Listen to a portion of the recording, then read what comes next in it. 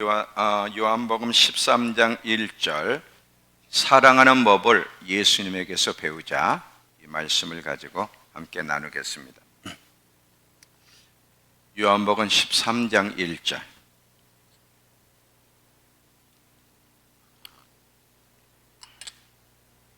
잡히셨죠? 6월절 전에 예수께서 자기가 세상을 떠나 아버지께로 돌아가실 때가 이른 줄 아시고 세상에 있는 자기의 사람들을 사랑하시되 끝까지, 처음서부터 끝까지 사랑하셨다는 거죠. 끝까지, 돌아가실 때까지 사랑하시니라. 사랑하는 법을 예수님에게서 배우자. 이 말씀을 나누기 전에 좀 몇 가지 여러분과 이야기를 나누고 이 본론에 들어가겠습니다. 마지막 때의 특징 중에 마지막 때 조심해야 될 것이 있어요. 예수님이 마태복음 24장에 보면 마지막 때에 일어날 그 특징들에 대해서 얘기할 때 첫 번째가 교회 안에서 미혹이에요. 잘못된 가르침. 마태복음 24장 가보세요.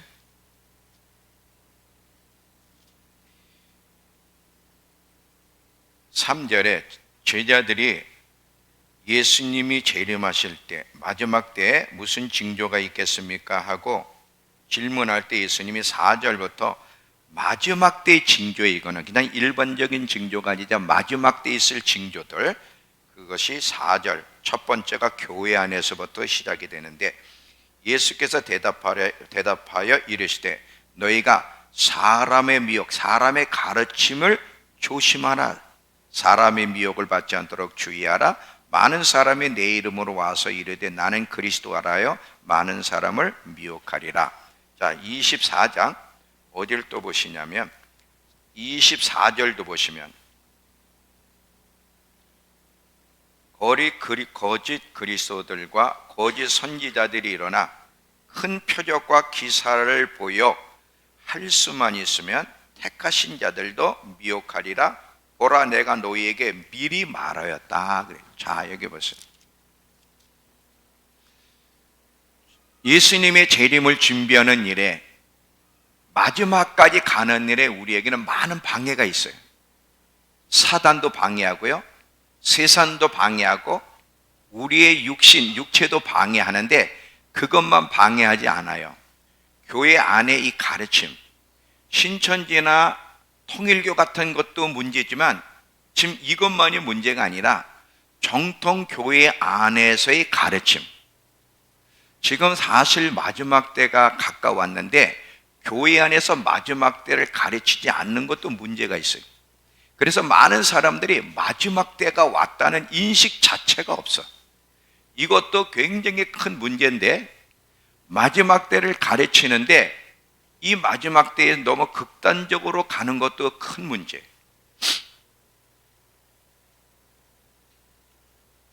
어느 성도가 지금 이제 예배를 안 나와요.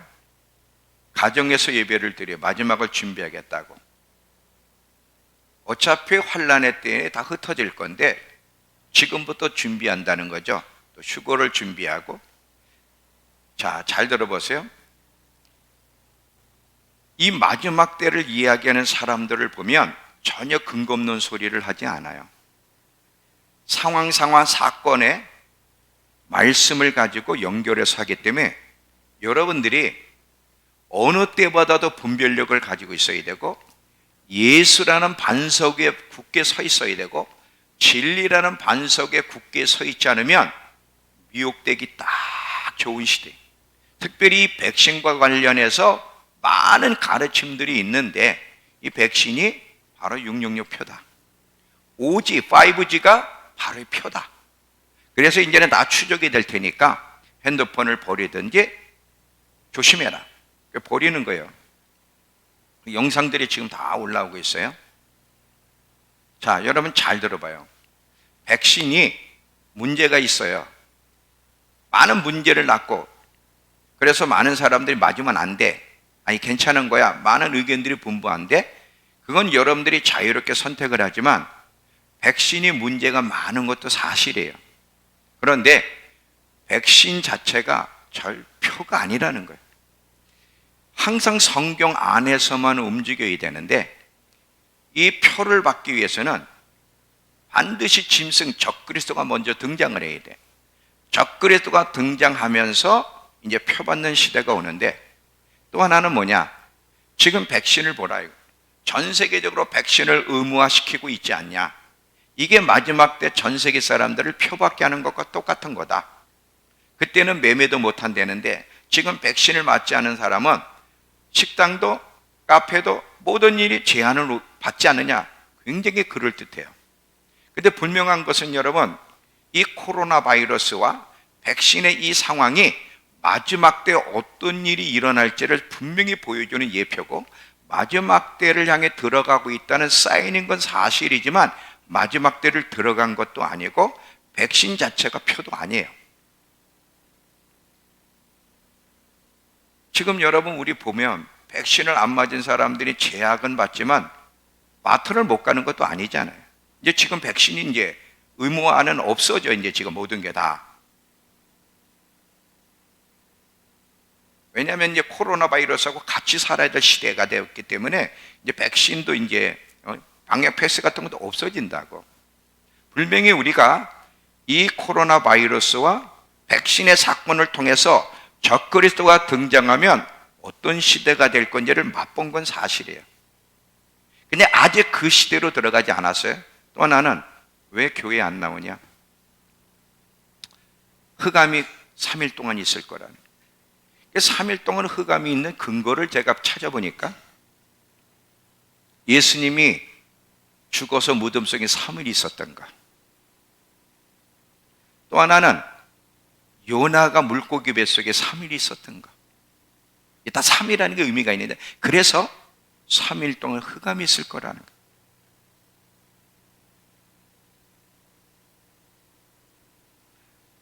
또 이야기하기를, 자, 계시록 9장을 가보시면,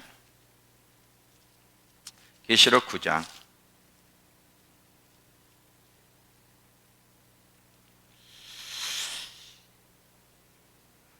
8장 12절에 보시면, 넷째 천사가 나팔을 보니 해 3분의 1과 달 3분의 1과 별 3분의 1 타격을 받아 그 3분의 1이 어두워지고 낮 3분의 1의 비침이 없고 밤도 그러하리라. 분명히 마지막 때에 네 번째 천사가 나팔을 불 때 해 3분의 1, 달 3분의 1이 어두워져서 전 세계가 어두워지는 건 사실이에요. 그냥 100% 어두워지는 건 아니에요. 이거는 환난 속에서, 지금이 아니라. 가끔 여러분 달이 핏빛처럼 되는 블러드문이라는, 달이 핏빛처럼 되는 현상들, 분명히 성경에 마지막 때 해가 거무털로 짠 상복같이 검어지고 달이 핏빛처럼 되고 하늘의 별들이 떨어진다 그랬는데, 그런 현상들이 사실 일어나곤 있어요. 달이 핏빛되는 그런 현상들이 몇 번 일어났거든. 그래서 마지막 때를 향해 들어가는구나 사인을 받는 건 좋은데 들어가지 않았어. 아직 아니라고. 그리고 3일 동안 흑암이 있을 근거도 아니고, 3일 동안 흑암이 있을 거고 휴거가 있을 테니까 밖에 나오면 안 돼. 이제 식량을 준비하고 들어가 있어야 돼. 이사야 26장도 밀실로 들어가라는 얘기가 있는데, 그거는 마지막 때 이스라엘을 향한 얘기야. 물론 우리가 환난 때 어마어마한 하나님의 재앙이 있는데 돌아다닐 사람은 없겠지. 그러나 자, 이 마지막 때가 됐으니까 이제 예배 드릴 필요도 없다는 거예요. 이제 주님 오심을 그냥 가정 예배 드리며 준비하라는 게, 성경에는 뭐라 그러냐, 그날이 가까울수록 15절에서 10장 25절에 그날이 가까울수록 모이기를 패하지 말라. 근데 마지막이 됐으니까 이제는 가정제단을 쌓으면서 주님의 재림을 기다려야 되는데 성경에는 한마디도 없어.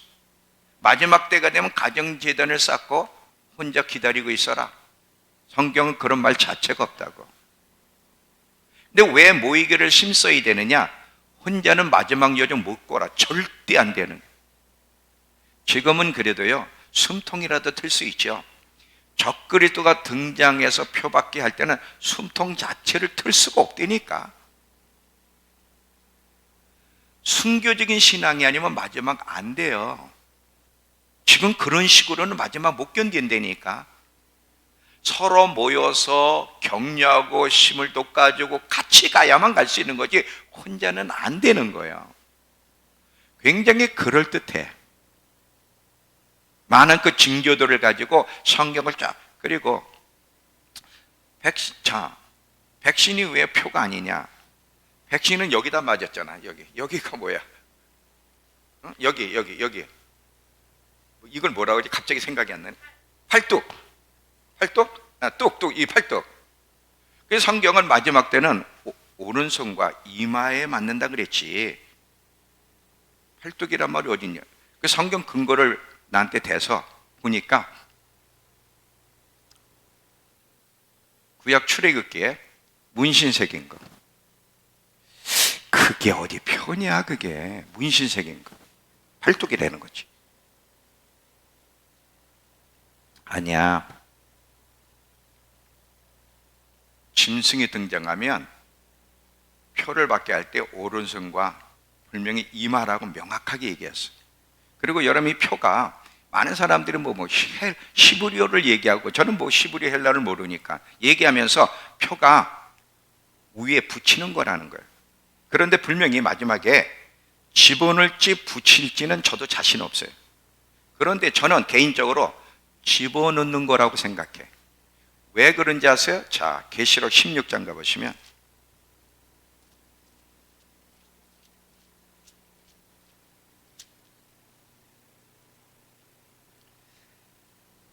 일곱 대접, 첫 번째 대접이 쏟아질 때 어떤 일이 일어나는가? 16장 2절.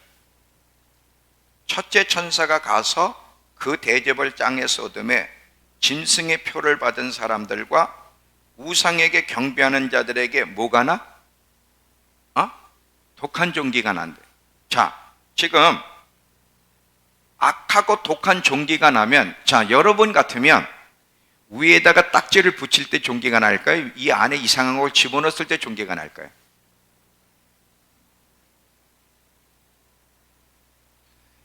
마지막 때 표가 붙이는 걸지 집어넣을 건지는 아직 저도 자신이 없는데 저는 집어넣는 거라고 봐요. 왜냐하면 종기가 난다 그러잖아. 악하고 독한 종기가. 그러면서 자, 떠보세요. 또 다시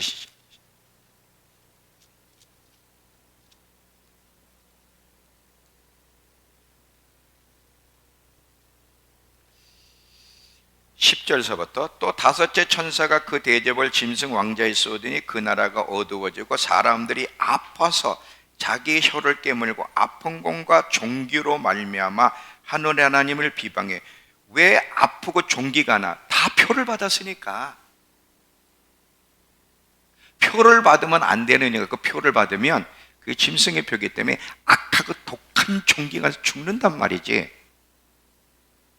자, 여기 보세요. 성경은 명확하게 답을 얘기하고 있어요. 제가 만약 계시록을 암송을 안 했더라면 저도 다 속았을 거예요. 너무 그럴듯해. 여러분, 마지막 때는 여러분이 말씀에 굳게 서 있고 예수라는 반석에 굳게 서 있고 하나님의 은혜 안에 분별력을 갖고 있지 않으면 정말 속기 쉬운 시대. 여러분, 정신 차리셔야 돼요. 근데 제가 그 내용을 읽으면서 공감하는 게 하나 있어요. 정신 차리자는 거야. 맞아, 그거는. 정신 차려야 되고 회개하고 준비해야 된다는 그 소리는 맞는데 지금은 환란 속에 들어간 것도 백신이 칩은 아니라는 거예요.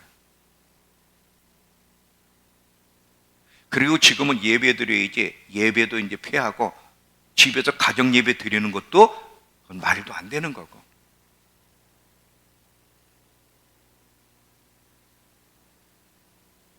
마지막 때 예수님 뭐라 그래? 사람의 미혹을, 그 가르침을 조심해라. 신천지가 문제가 아니에요. 통일교가 문제가 아니라니까. 물론 그 사람들 당연히 조심해야죠. 교회 안에 정통, 가르침 가운데 마지막 때를 준비시키지 못하는, 마지막 때를 얘기하면서 너무 극단적으로 가는, 참 어려운 시기예요. 어려워. 정말 주님을 만나는 데까지 가기에 너무나 많은 미혹, 너무나 많은 방해, 너무나 많은 함정이 있어요. 절대로 쉬운 여정 아니에요. 마지막에 가봐야 하는 거예요. 마지막까지. 정신을 정말 바짝 차려야 돼요. 사도들이 초대교회 때도 무섭게 싸운 내용 중에 하나가 뭔지, 이 잘못된 가르침이에요. 이 잘못된 가르침과 사도들이 얼마나 많이 싸운, 그게 성경 이야기야. 특별히 유다서는 전체가 그렇고 모든 사도도 그렇고, 그 당시에도 잘못된 가르침으로 사람들이 미혹당하는, 이런 것 때문에 계속 깨우치고 싸운 것이 성경의 이야기인데, 예나 지금이나 마지막도 똑같아. 그래서 여러분들이 베레아 교인들처럼 말씀을 들으면 듣고 끝나면 안 돼. 정말 그런가? 정말 저 말씀이 맞는가를 여러분들이 계속 공부하면서 깨어있지 않으면, 제가 그걸 보면 마지막 때를 인식하는 사람들 깨어있지 않으면, 야, 이거 100% 빠지겠구나. 100%.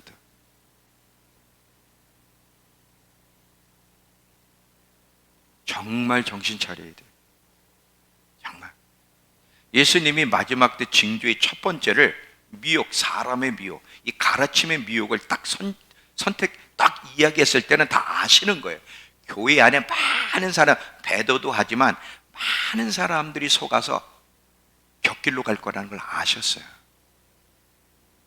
어느 때보다도 깨어 있어야 돼. 예수라는 반석에 굳게 서 있어야 되고, 말씀이라는 반석에 굳게 서 있어야 되고, 정말 분별력을 가지고 마지막 때를 걸어가지 않으면 누가 장담을 하겠냐 이거지. 그리고 항상 겸손해야 돼. 겸손한 자에게, 항상 하나님 말씀대로 반응하려고 하는 자에게 하나님이 지혜도 주시고 분별력도 주시지, 교만하면, 깨어있으려고 애를 쓰지 않으면 미혹되도록 내버려 둔다 그랬어요, 하나님. 그래서 여러분, 이 마지막 때인데, 지금 마지막 때로 들어갈 건데, 백신과 관련해서 속지 말라. 백신을 맞든 안 맞춰는 2차까지는 맞았지만 3차 이상은 안 맞을 거예요. 왜냐하면 이 백신을 자꾸 맞으면 면역력 체계가 문제가 생기는 거 저도 그건 믿습니다. 그리고 백신이 많은 문제가 있는 것도 사실일 거예요. 왜? 백신 맞은 사람들이 계속 코로나 걸리잖아요. 그러나 표는 아니다. 마지막 표 받으면 백신 체제처럼 이렇게 많은 제약이 올 것도 사실이지만 아직 그 속에까지 들어간 건 아니고, 그렇게 극단적으로 봐서 이상한 행동을 할 때는 아니라는 것을, 그러나 마지막 때로 들어간다. 지금 마지막 시대라는 것은 사실이에요. 어느 때보다도 정신 차리고 깨어서 준비하지 않으면 아무도 장담을 못해. 그래서 여러분, 계속 하나님 앞에 기도하면서 하나님 분별력을 주세요. 많은 소리가 있지만 저 소리가 하나님께로부터 온 소리인지 아닌지를 분별을 해야 되는데, 그러려면 여러분들이 주님을 사랑해야 되고 말씀을 사랑해야 되고 주님의 뜻을 따라 살아갈 때 주님이 분별력을 주시는 거예요. 마지막까지 잘 분별해서 이 여정을 잘 걸어가기를 바라면서, 자, 오늘 본론으로 들어갑니다.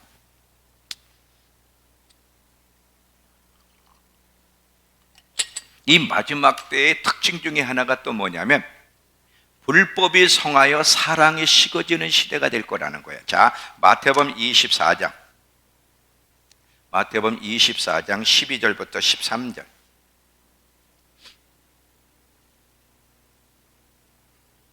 마태복음 24장 12절부터 13절.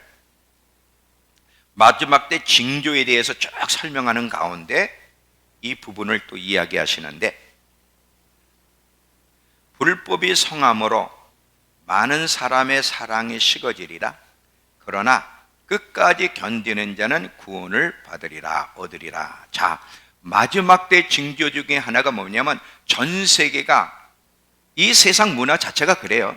불법이 성행하는 시대. 그래서 점점 사랑이 식어지는 시대라는 것을. 근데 이 사랑이 식어지는 게 왜 문제느냐면, 자, 옛날에는 사단이 사람들을 넘어뜨릴 때 환경을 통해 넘어뜨리거나 핍박을 통해 넘어뜨렸다면, 물론 그것도 계속 진행하겠지만 마지막 때에는 사단이 세상으로 불법을 행하게 해서 넘어뜨린다는 거예요. 잘 들어보세요. 이 세상의 문화는 하나님 나라의 문화가 아니에요. 지금 세상 문화가 발전하면 할수록 하나님 나라의 문화는 점점 쇠퇴하게 되는데, 세상 문화의 특징 중에 하나가 뭐냐면 불법이 강하다는 거예요. 지금 이 세상 나라가 극도로 놀랄 정도로 발전하는데 얼마나 불법이 성행하고 악합니까? 그 중에 하나가 뭐야? 동성애가 어떻게 다른 거야? 이 엄청난 문화가 발전하고 있는 이때에 동성애가 전 세계적으로 합법화되면서 이건 죄가 아니라 다른 거다, 인권이라는 말을 하는데, 이게 가능한 소리야? 인간이 저지를 수 있는 최고의 악이 있다면 동성애야. 그러니까 여러분, 세상 문화가 발달할수록 불법이 강해지는데, 그 결과 세상 사람만 영향을 받는 것이 아니라 그리스도인들조차 하나님보다 세상 문화의 영향력에 노출돼서 거기서 오는 영향을 받게 된다는 것이 문제예요. 지금 잘 이해하세요? 이 불법의 열매는, 불법이 성행할 때 불법의 영향은, 불법의 열매는 선한 것이 하나도 없어. 다 악한 거야. 그 중에 하나가 사랑이 식어지는 거예요. 여러분, 사랑이 식어지는 게 죄라는 거 아세요? 사랑이 식어지는 게 악이고 죄라는 사실을, 그거를 이해를 해야 돼. 이 불법의 열매 중에 하나가 사랑이 식어진다는 거예요. 사랑이 식어지게 되면 하나님과의 관계도 문제가 생기고 사람과의 관계도 문제가 생기는데, 이 사랑이 식어지는 걸로 말미암아 많은 문제와 고통스러운 일이, 넘어지는 일이 세상에서만 아니라 교회에서도 일어날 거라는 거예요. 이런 불법적인 모습 속에서 영향을 받고 사는 사람은 예수님의 재림을 준비할 수 없습니다. 왜? 마지막 때가 될수록 예수님이 뭐라고 강조했는지를 한번 보겠습니다. 베드로전서 4장 7절에서 8절.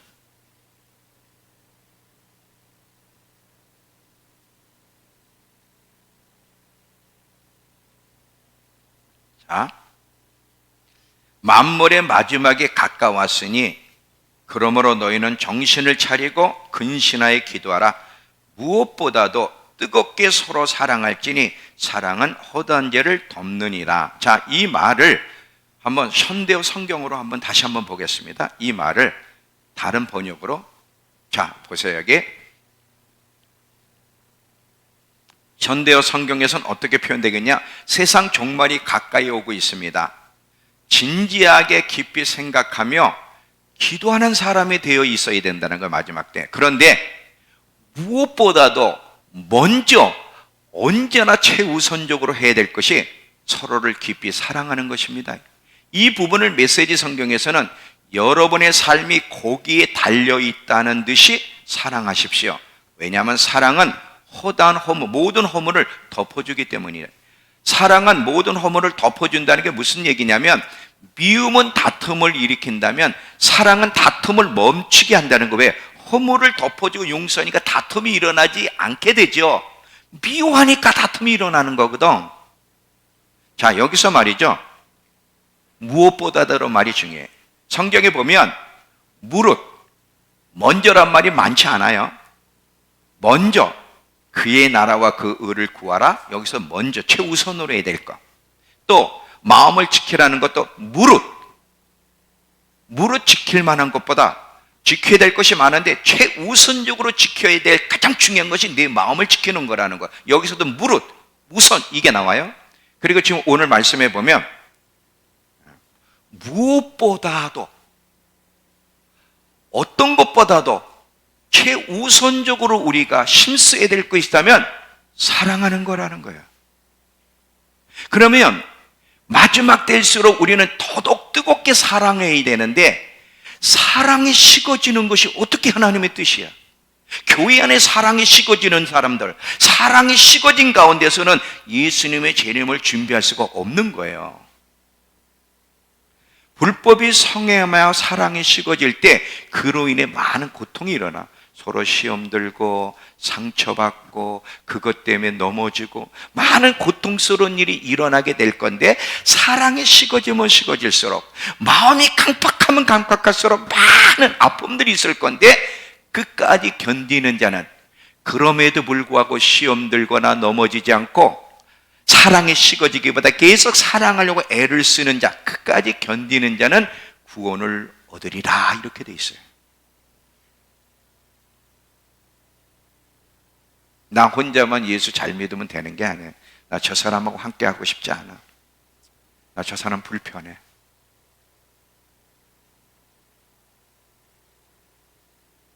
이 사람이 예수님을 만날 수 있을까요? 자, 요한일서 4장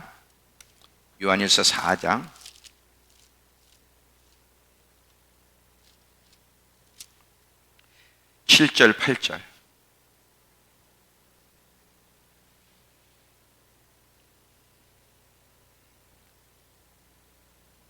사랑하는 자들아, 우리가 서로 사랑하자. 사랑은 하나님께 속한 것이니 사랑하는 자마다 하나님께로부터 나서 하나님을 알고, 사랑하지 아니하는 자는 하나님을 알지 못하나니 이는 하나님은 사랑이심이라. 불법이 성행하여 사랑이 식어질 때, 마음이 강팍해서 사랑하기를 거부할 때, 사랑하기를 거절할 때, 사랑하기를 두려워할 때, 이 사람이 예수님을 만날 수 있겠느냐는 거예요. 이 불법의 영향력에 휘둘리지 않으려면 계속해서 마음을 지키는 마음 관리가 중요해요. 왜? 마음을 잘 지켜야 되는데 못 지켜 마음이 강팍해지면 함께 휘둘림을 당하는 거거든. 모든 악은요, 마음에서부터 나와. 마음 관리를 잘하면 거기서 선이 나오고, 마음 관리를 잘못하면 거기서 모든 악이 나오기 때문에, 그래서 어느 때보다도 마음 관리를 잘해서 마음이 강팍하지 않도록, 사랑이 식어지지 않도록. 왜? 사랑하면서 예수님을 만나야 되는 거거든. 자, 첫 번째, 마지막 때의 징조는 불법이 성행하며 사랑이 식어지리라.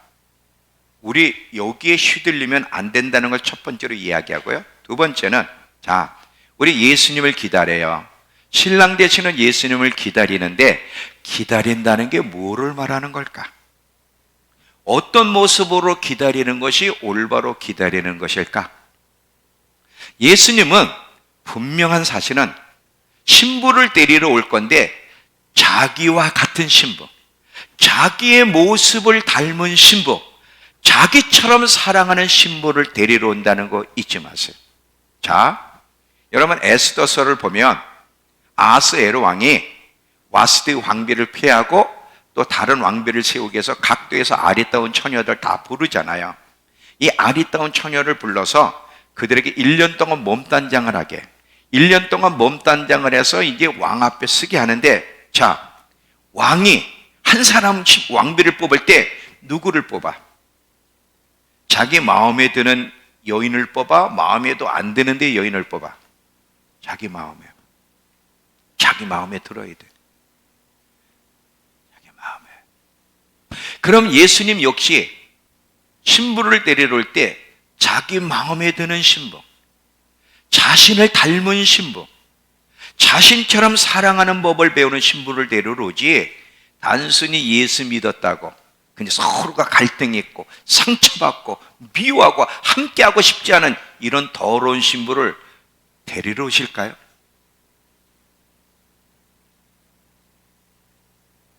아니에요. 절대 아니에요. 아까 요한일서 4장 7절에 8절에 뭐라 해요? 사랑은 하나님께 속한 것이니 사랑하는 자마다 하나님께로서 나서 하나님을 알고, 사랑하지 아니하는 자는 하나님을 알지 못하나니. 예수를 믿지 않는 자는 하나님을 알지 못하니가 아니라, 사랑하기를 거절하는 자는 하나님을 알지 못하나니 이는 하나님은 사랑이시기 때문이다. 자, 요한일서 4장 16, 17절에는, 자, 우리 메시지 이 성경으로 볼게요. 우리말 성경으로. 자, 요한일서 바로 밑에 요한일서 4장 16, 17절에서는 또 이렇게 기록하고 있어요.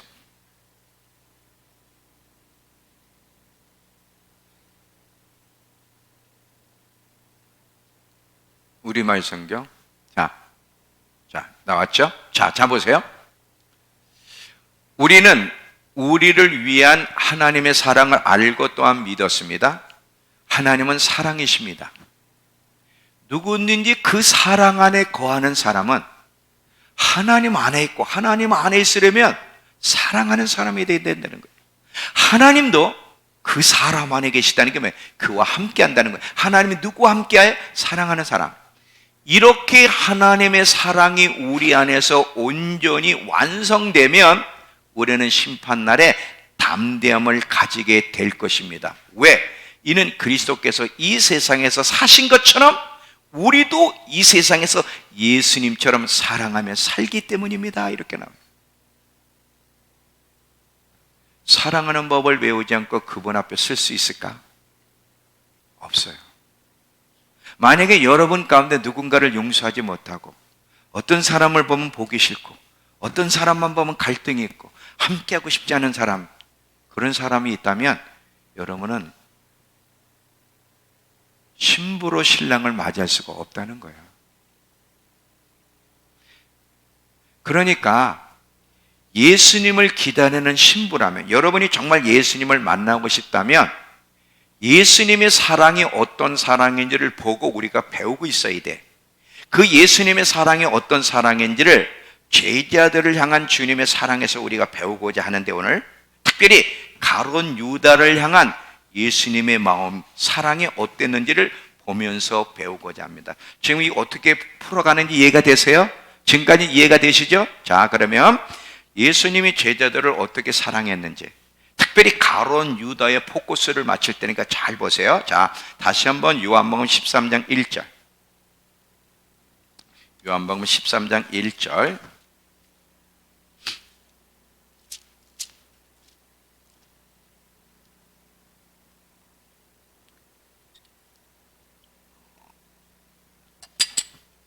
자, 비셨죠? 자, 유월절 전에 예수께서 자기가 세상을 떠나 아버지께로 돌아가실 때가 이른 줄 아시고 세상에 있는 자기 사람들, 그 제자들을 사랑하시되 끝까지 사랑하시니라. 자, 이 말씀을, 제자들을 끝까지 사랑하시니라, 이 말씀을 하시면서 그 뒤에 발 씻는 장면이 나옵니다. 그건 안 읽을게요. 이 13장 안에 다 있어요. 발 씻는 장면이 나오면서 15절에 뭐라고 그러냐면, 내가 너희에게 행한 것 같이 너희도 행하게 하기 위해서 이렇게 본을 끼쳤다. 사랑한다는 게 구체적으로 뭔지를 발 씻는 장면을 통해서 말씀하시면서 또 21절에 가면 가룟 유다를 얘기해요. 21절부터 쭉 보면 가룟 유다가 나를 팔 거라는 걸 얘기를 해. 자, 여기 잘 보세요. 지금 13장 스토리는 어떻게 되느냐면, 예수님이 이제 이 세상을 떠나가실 때가 됐어요.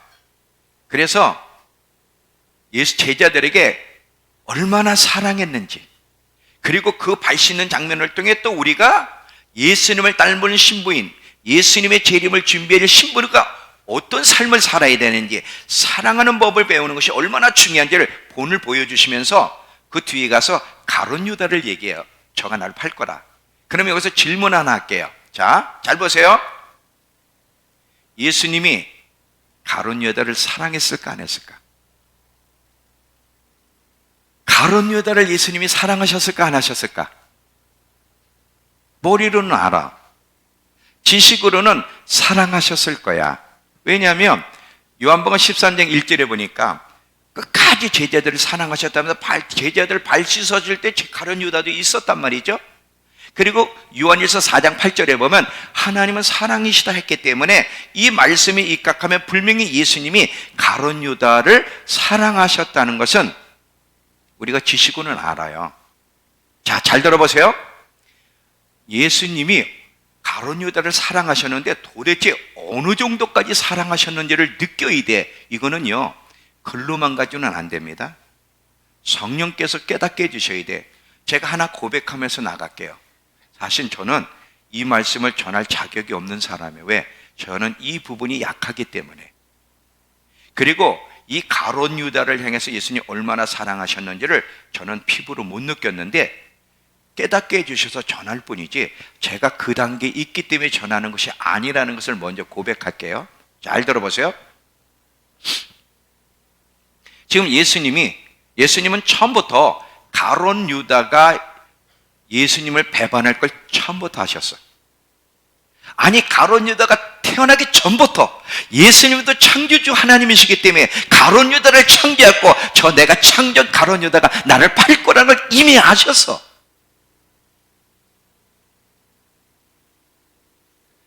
자, 이미 하셨어요. 그래도 예수님은 사랑하려고 했어요. 왜? 사랑하라는 게 하나님의 뜻이니까. 그래서 어쩔 수 없이 사랑해야지, 에이 어쩔 수 없이 함께 해야지, 이 정도 했을까?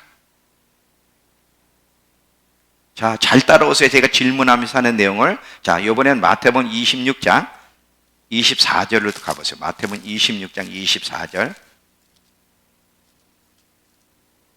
마태복음 26장 24절.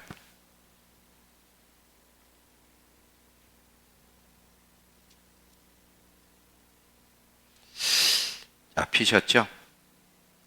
인자는 자기에 대하여 기록한 대로 가거니와 인자를 파는 그 사람에게는 화가 있으리로다. 지금 가룟 유다에 대해서 얘기하는 거죠. 그 사람 가룟 유다는 차라리 태어나지 아니하였더라면 제게 좋을 뻔했다.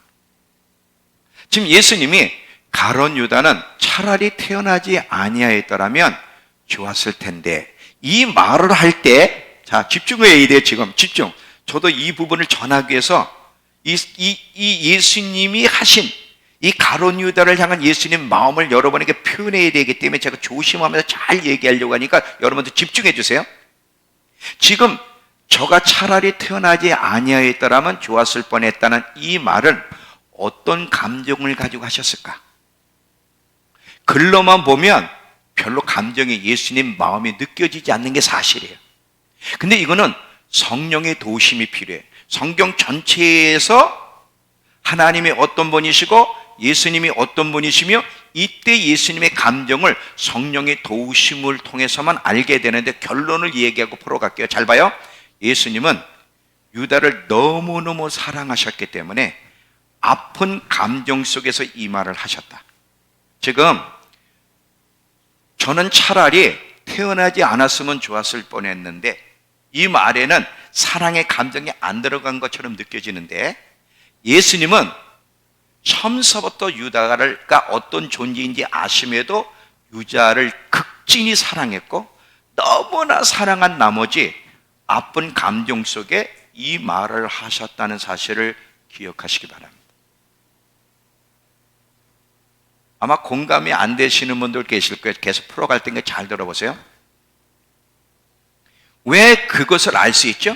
하나님은 사랑이시라 그랬잖아. 그러면 예수님은 사랑 자체셔.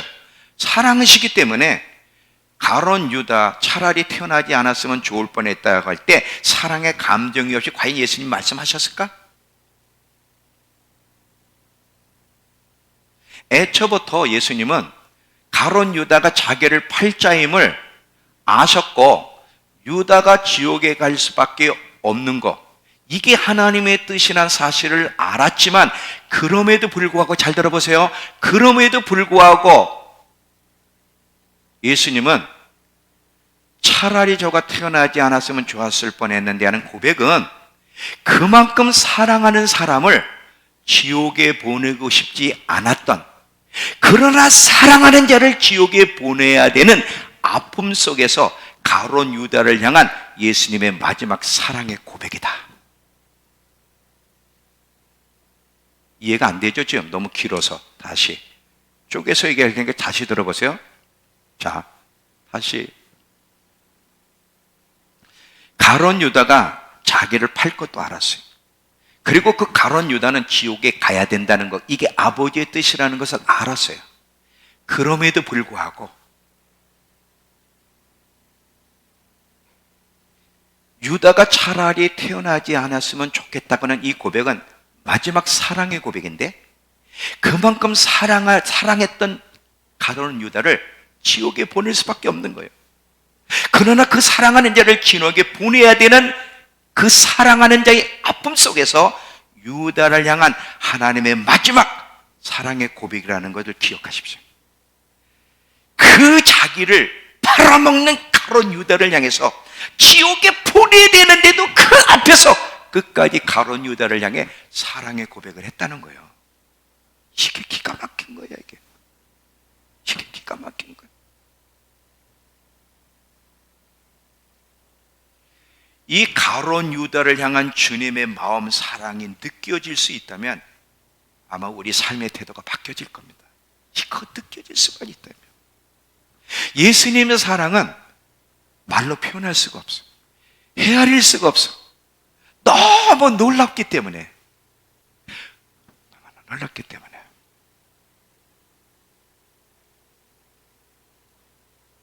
만일 우리가 예수님의 입장이었다면 우리는 어떻게 반응했을까? 예수님 같은 그런 사랑의 고백을 했을까? 여러분, 자, 교회 안에 보세요. 교회 안에, 우리 안에 같이 하고 싶지 않은 사람 많죠?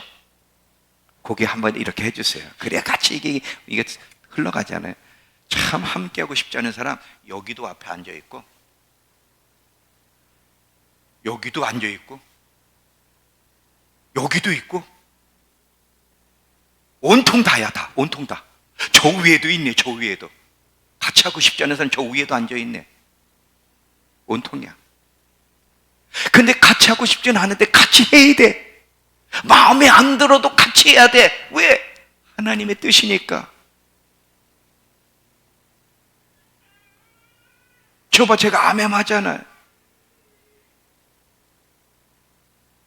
교회는 나와서 같이 해야 되니까 어쩔 수 없이 같이 해야 되는 거 알았는데 얼굴은 보기 싫은 거야. 자기가 보기 싫은 사람은 저쪽에 앉아있어. 나는 여기 앉아있어. 제가 저 뒤에 앉아있어. 나는 이쪽에 앉아있어. 나갈 때도 얼굴 보지 않기를. 그러다가 얼굴을 맞이하면 제가 그래서 제가 표정이 밝지를 못해. 혜선이에 대해서 내가 안 좋은 감정을 가질 텐데 제가 나의 앞을 딱 지나갈 때 표정이 어때? 이게 경련이 일어나. 경련이 불편한 거예요.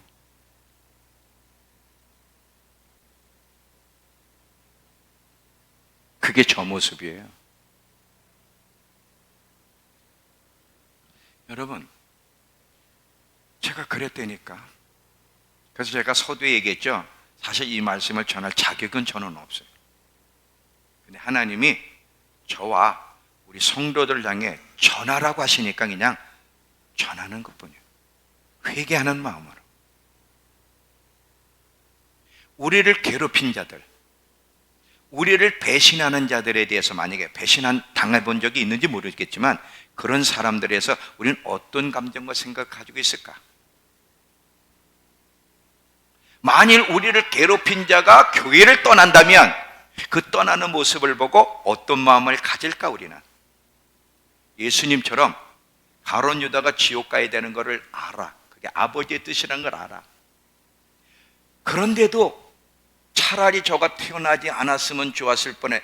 지옥에 가는 그 모습이 너무 아파서 차라리 태어나지 않았으면 좋았을 텐데 하고 그 가룟 유다를 향한 사랑의 고백을 우리도 할 수 있을까요? 조금 느껴지세요? 주님의 마음을 조금 느낄 수 있겠어요?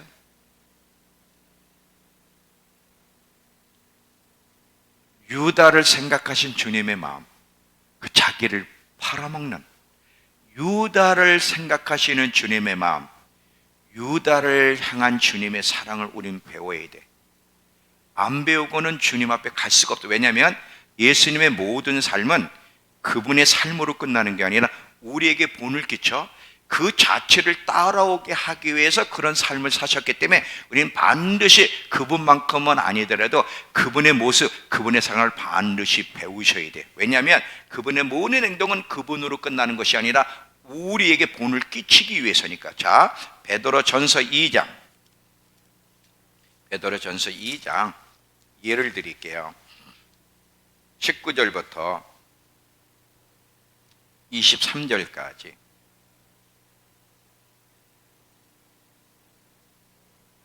베드로전서 2장 19절부터 23절.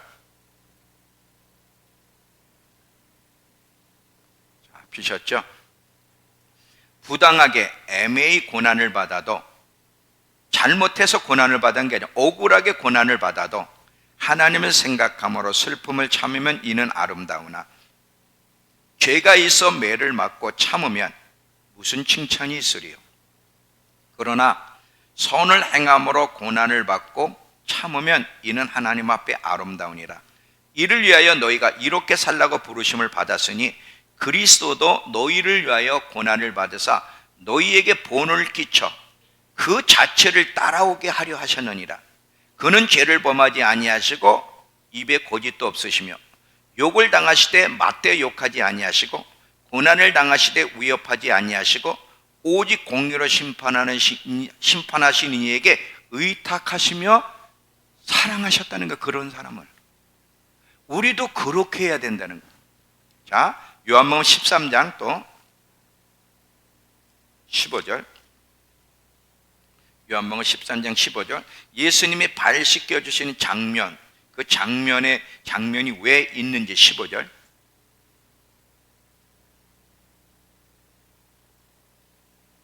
내가 너희에게 행한 것 같이 너희도 행하게 하려 하여 이런 본을 끼쳤다. 이렇게 나와요.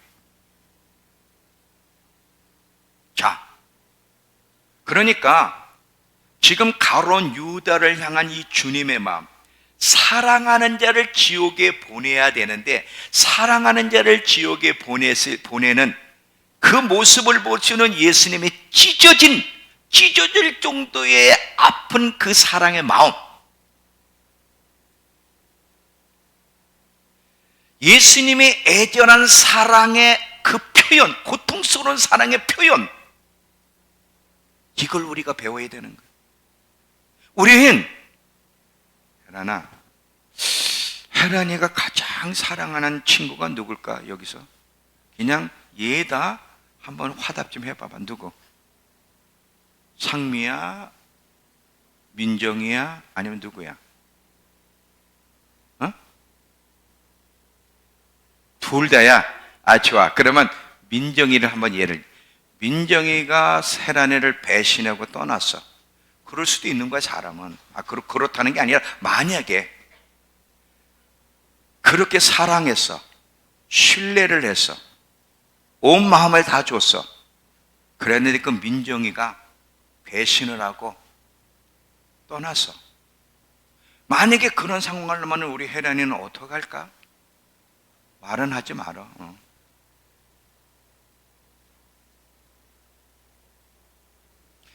그 상황에서도 예수님처럼 너무너무 사랑했기 때문에 지금 사랑한 가룟 유다가 지옥에 가. 이게 하나님 뜻이야. 왜? 예수를 팔았기 때문에. 그런데 예수님은 뭐라고 그랬냐면 차라리 저가 태어나지 않았으면 좋았을 텐데, 지옥에 보내야 됨에도 불구하고 그게 하나님의 뜻인데, 그런데 끝까지 어떤 고통이 있냐? 저가 차라리 태어나지 않았다면 지옥에는 안 갈 수 있었을 텐데. 너무너무 가룟 유다를 사랑하다 보니까 고통스러운 거예요. 고통스러워. 저 사랑하는 자가 지옥에 가는 모습을 보는 그 모습이 너무 고통스러워.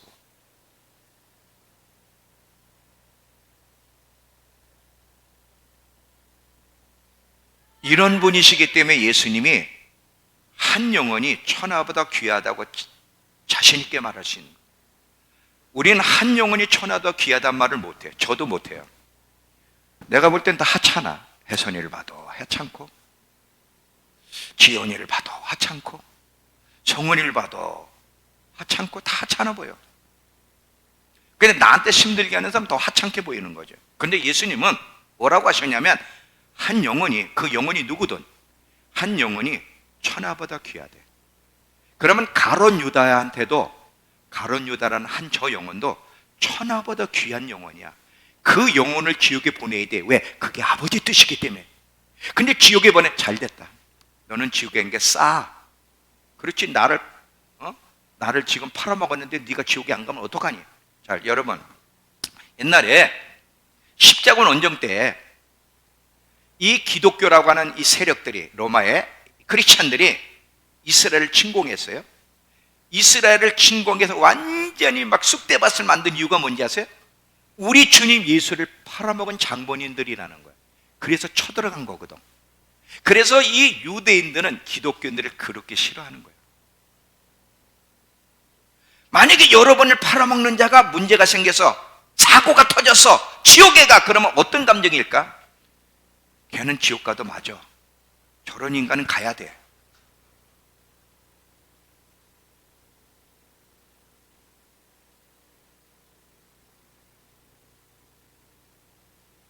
그러지 않을까요? 여러분을 힘들게 하는 사람에 대해서 지금 여러분이 어떻게 반응하는지를 한번 돌아보세요. 여러분을 힘들게 하는 사람이 있잖아요. 그게 남편일지, 그게 아내일지, 자식일지, 누구든 여러분을 힘들게 하는 사람이 있는데 그 사람들에서 어떻게 표현하고 있는지, 예수님처럼 표현하고 있는지, 아니면 마음을 닫아놓고 보기도 싫고 어떤 감정 표현을 하고 있냐 이거지.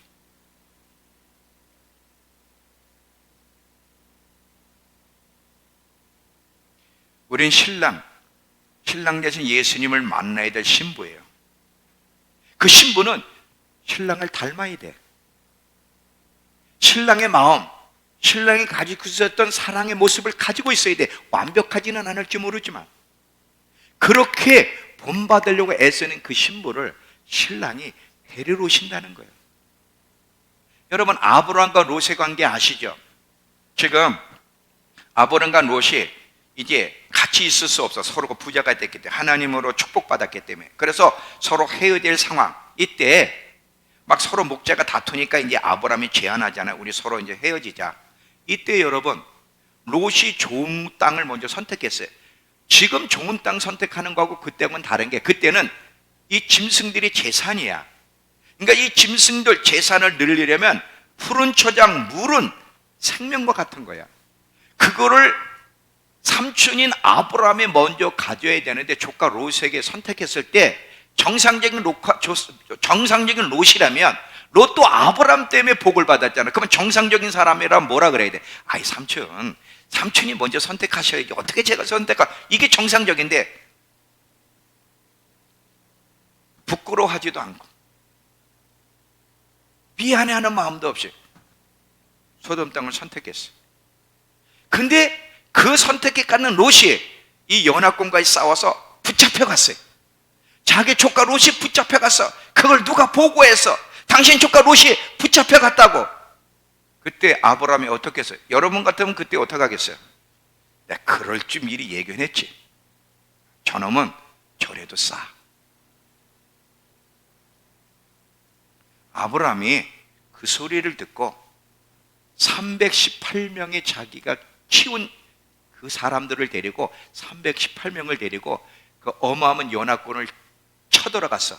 이유는 딱 하나야. 자기 혈육, 롯, 사랑하는 롯을 구해내기 위해서.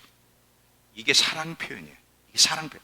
얼마나 아브라함이 롯을 사랑했는지. 나중에 하나님이 소돔과 고모라 심판하겠다 그럴 때 아브라함이 계속 50명만 있어도 40명만 있어도 30명만 있어도 소돔과 고모라를 하나님이 심판하시겠습니까? 이거 누구 때문에 이런 얘기를 한 거야? 롯 때문에.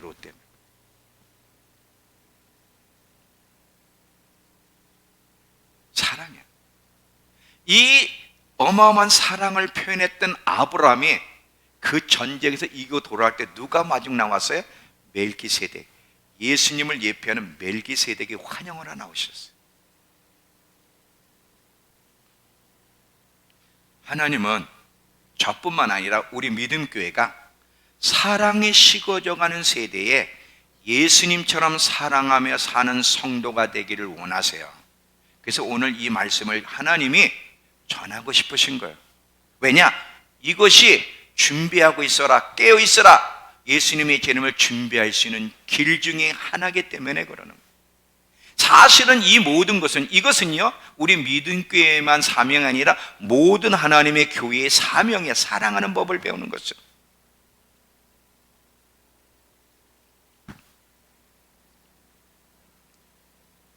결론이에요. 만약에 예수님처럼 사랑하는 법을 배우길 원한다면, 한 영혼이 천하보다 귀하다는 사실을 깨닫는다면 아마 전도 나가라 하지 않아도 전도 나갈 거예요. 왜? 한 영혼이 천하보다 귀하니까. 그리고 이 주변 사람들을 우리를 힘들게 한 사람도 거절하거나 포기하지 않을 겁니다. 왜? 그 영혼을 사랑하니까. 여러분, 하나님이 여러분에게 종종 사람을 통해 고통, 시련을 허락하신 이유가 뭔지 아세요? 우리에게 그 관계 속에 아픔, 시련을 허락하시는 것은 우리에게 고통을 주려는 것이 아니라 좀 더 발전할 수 있는 사람, 성숙한 사람, 그리스도의 성품, 사랑하는 법을 배우게 하기 위해서 시련을 주신다는 거 잊지 마세요. 왜냐하면 그런 고난 속에서 사랑하는 법, 주님의 성품을 배울 수 있기 때문입니다. 사랑하지 않는 것이 죄라는 걸 잊지 마세요. 사랑하지 않는 자에겐 하나님의 임재가 없다는 거 잊지 마세요. 우리는 사랑하는 법을 배워야 이 땅에서도 주님의 임재 가운데 살아가게 되고, 사랑하는 법을 배울 때 재림하시는 예수님을 잘 맞이할 수 있도록 준비하는 거예요. 오늘 이 말씀이 저뿐만 아니라 우리 모두에게 도전이 되고, 우리 모두를 돌아볼 수 있는 시간이 되고, 이 가룟 유다를 향한 예수님의 그 사랑의 고백이 느껴지고, 그래서 우리도 그렇게 하려고 애를 쓸 수 있는 좀 더 성숙한 신부로 자라가는 저와 여러분 되길 축원합니다. 기도합시다. 하나님,